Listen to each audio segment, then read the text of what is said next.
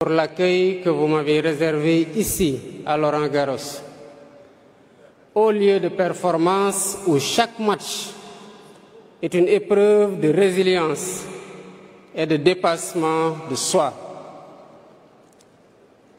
Il n'y a pas meilleur symbole pour illustrer l'esprit d'entreprise, fait de rigueur, d'endurance et de passion.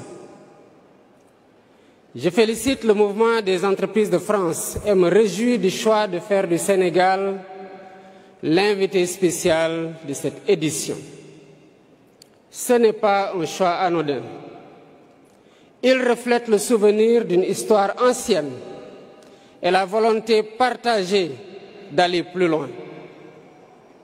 C'est le sens de ma présence ici parmi vous, pour continuer le chemin en nous délestant des pesanteurs de l'histoire, pour dialoguer, surmonter les obstacles et bâtir ensemble les fondements de partenariats novateurs et mutuellement bénéfiques.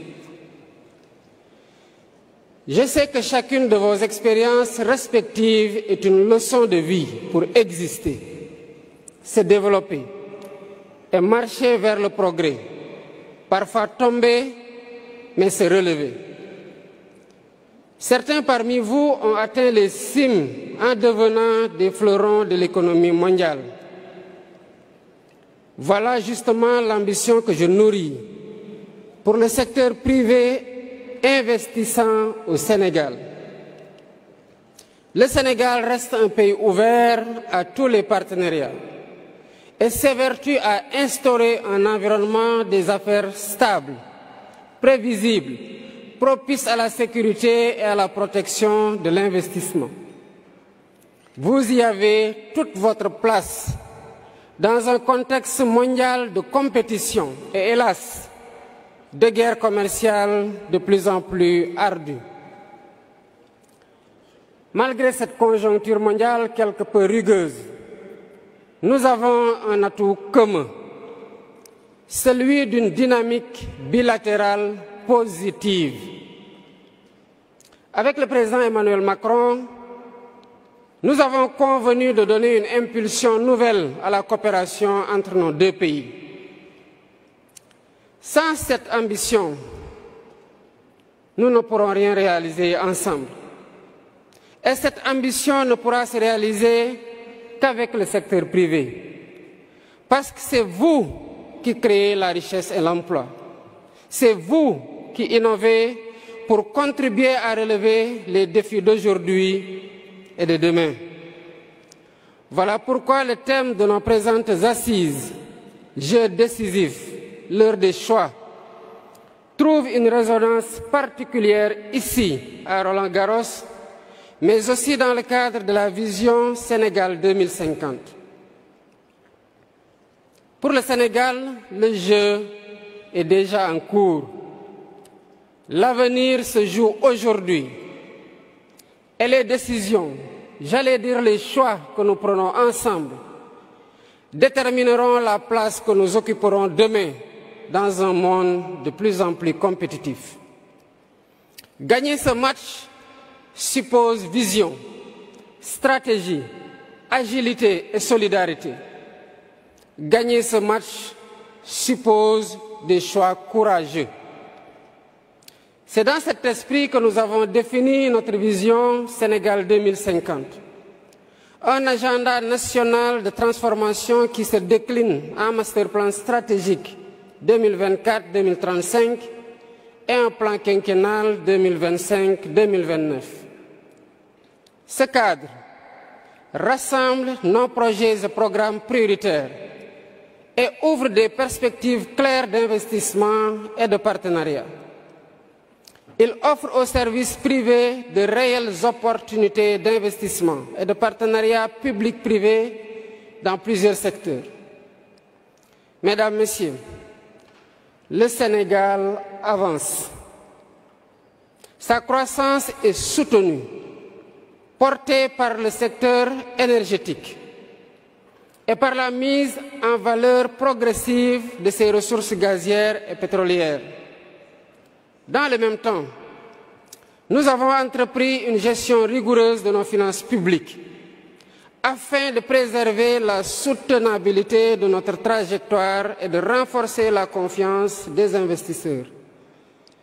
Nous veillons également à protéger le pouvoir d'achat de nos concitoyens et à maintenir un climat social apaisé, condition indispensable à l'investissement et au développement. Et conscient que la compétitivité se joue aussi dans le cadre réglementaire et fiscal, nous avons lancé la révision de 3 codes. Le Code des investissements, le Code des douanes et le Code général des impôts. Pourquoi nous l'avons fait? L'objectif est clair, c'est d'alléger la fiscalité, simplifier davantage les procédures, renforcer la prévisibilité et améliorer significativement le climat des affaires.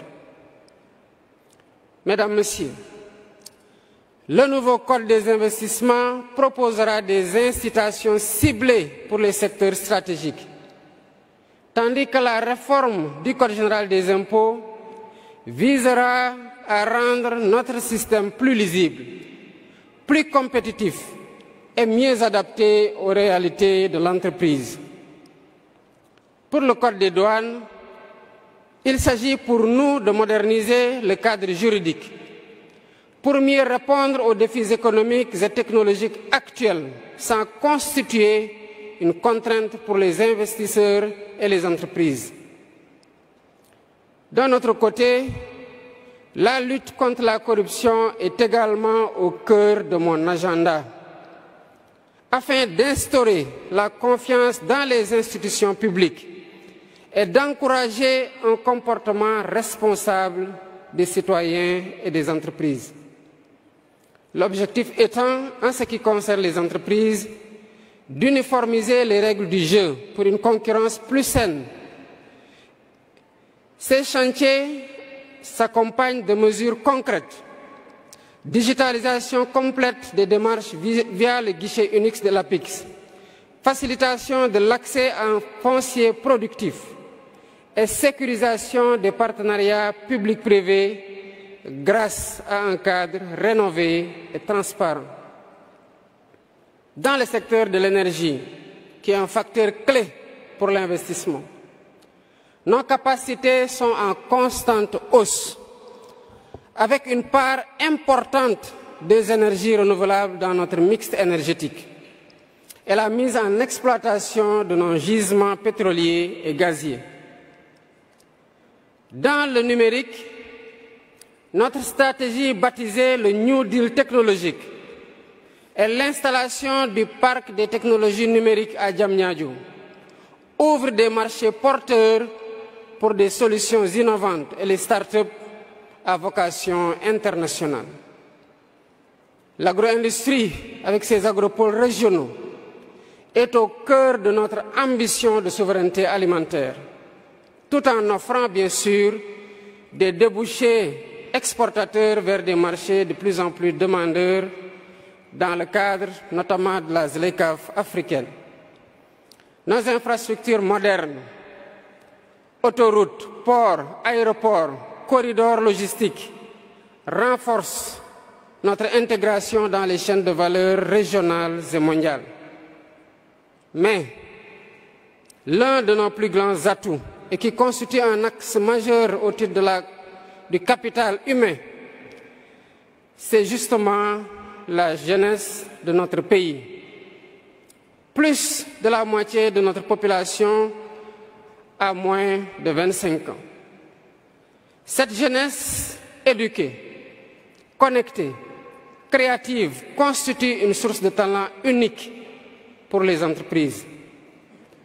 Voilà pourquoi nous investissons massivement dans la formation, dans l'innovation et l'entrepreneuriat pour transformer cet atout démographique en avantage compétitif. Mesdames et messieurs, la jeunesse, c'est assurément l'homme du match tout désigné pour gagner ce match de l'avenir. Aux entrepreneurs français, je veux dire ceci. le Sénégal vous offre un marché en expansion, une stabilité politique reconnue, un environnement juridique en pleine modernisation et des opportunités dans les secteurs stratégiques à fort potentiel. De plus, vous avez des atouts et non les moindres. L'histoire que nous partageons, la connaissance du terrain que vous avez, la proximité géographique et des traditions juridiques et une langue commune à nos deux pays. C'est le temps pour vous de jouer le jeu décisif et dans vos choix les plus éclairés, portez votre regard vers le Sénégal. Sur le fondement de ces avantages comparatifs que j'ai cités tantôt, nous pouvons travailler ensemble dans un esprit de partenariat renouvelé, orienté vers l'innovation, la durabilité et la quête conjointe de nouvelles opportunités. C'est dire, mesdames, messieurs, que le Sénégal est prêt non seulement à jouer le match, mais à le gagner avec vous. Un partenaire actif, ambitieux et engagé. Je vous invite donc à jouer le match de l'avenir avec nous, à le gagner avec nous, pour célébrer avec nous notre victoire commune. Je vous remercie.